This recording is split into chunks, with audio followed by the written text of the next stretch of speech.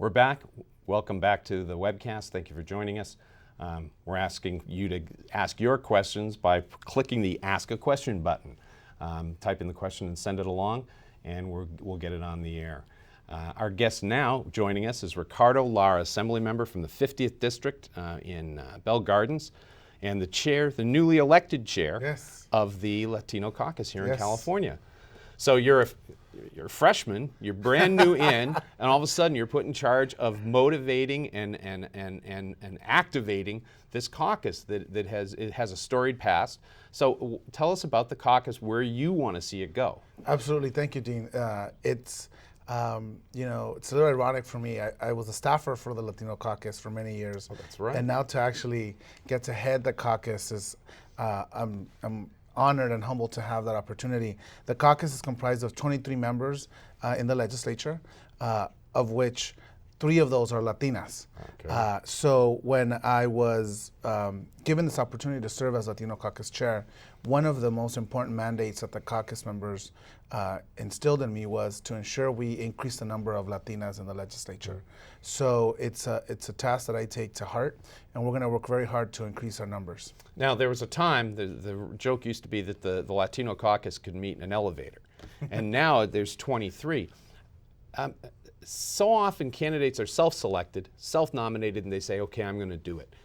Clearly with 3 Latinas, that's not happening. What can the caucus do? What concrete steps can the caucus take to really get that goal of increasing Latina participation?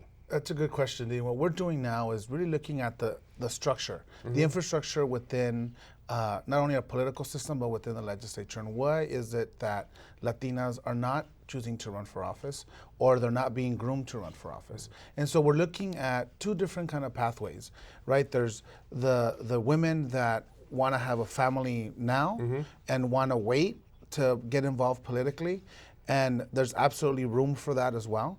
And then there's the Latinas that don't want to have children perhaps now and want to have and want to move up through the career quicker through the political office. And so I think is really having those conversations with Latina leaders across the state and understanding that you don't have to choose. You can, choose to have a family or not and still be on a pathway to some sort of elective office. Now there's a large number of Latinas at the local level, city council, school boards, and the like.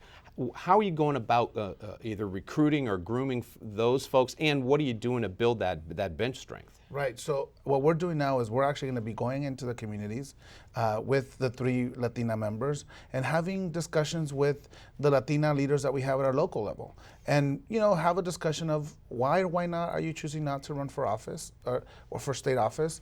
And if so, how do we start building that credibility, that viability that would make them the natural candidate to ascend to the Assembly or the Senate?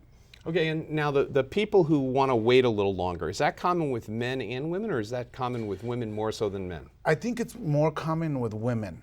And so I think there's this theory that's out there that people say, well, you can't have children, you can't have a family, if the opportunity presents itself, you need to go. And certainly there's some of that. But I think we have to change the message.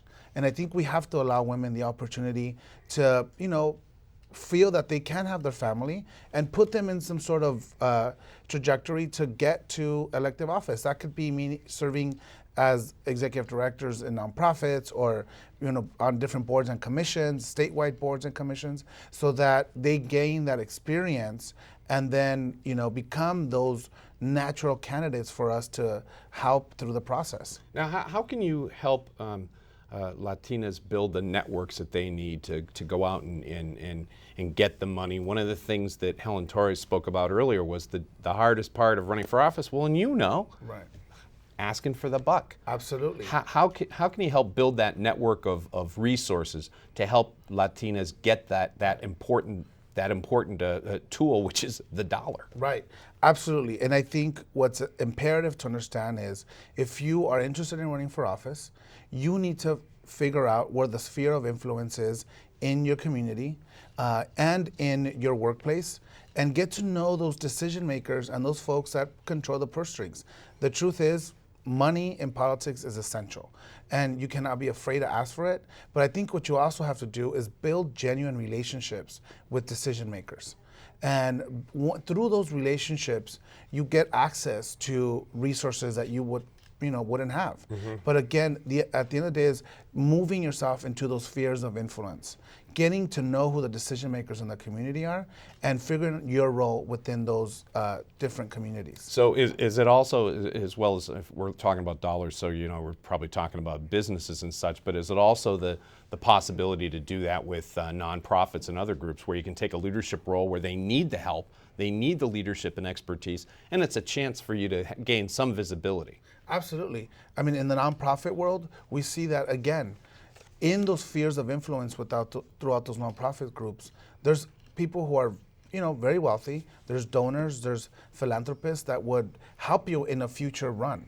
And so, and what we need to stress is that, the Latino caucus is here, but at the end of the day, as you talk to anybody who's ran for office, it is your name on that ballot. It is your name on that material. And so at the end of the day, you have to do the legwork.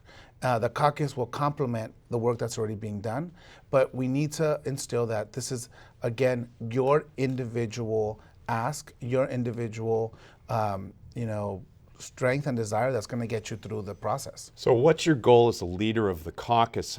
Is it to grow the caucus or grow the influence of the caucus within the political setup here? Absolutely, it's both.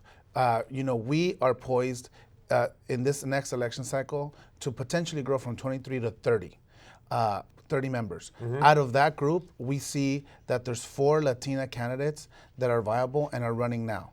So ensuring that they have the resources they need, that they have the mentorship, the infrastructure to be able to mount a surmountable campaign is going to be a priority for us in the Latino caucus. We have a question from Los Angeles about how the caucus can encourage Latinas who are members of the LGBT community to get involved. The question just basically says it's difficult enough for Latinas. Absolutely, I agree. I couldn't agree even more. As an openly gay man myself, now leading the Latino caucus, I'm the first openly gay Latino running, actually chairing the caucus. And so it is imperative that organizations like HOPE, organizations like multiple leadership organizations also reach out to LGBT women and Latinas because their experience is unique and is much needed in the legislature. That's great to hear. We work with the Wall Las Memorias, and it's again an organization that is trying to open up views from and in the Latino community, and so that's great that's a goal, and that you have the ability, along with the speaker and others, to make that kind of a change in the view. Right, and it's interesting to just further note on that question. One of the Latina candidates that we're supporting in the Stockton area is Susan Talamantes Eggman, who's openly gay Latina, who was our candidate. We have Abel Guillen in Oakland, who's an openly gay Latino candidate. And so that's the new dynamic that's occurring in the state. And so we also have to be cognizant of that and support those candidates. Do you think that when you look at the history of the Latino candidate and the Latino community, do you think that's a new direction? Do you think that's kind of a real watershed moment? Absolutely, and I think the Latino community is finally understanding that if we're going to move together and move forward and inherit the 10th largest economy in the world, we need to move forward as a community together, the entire community. That includes Latinas, Latinos, and our LGBT Latino and Latinas in our community. So HOPE's goal here is to engage the legislators in communications about things that are important to them: healthcare, education, the economy. What are the goals of the legislature, or what are the kinds of things that you think need to be communicated to the participants at Latina Action?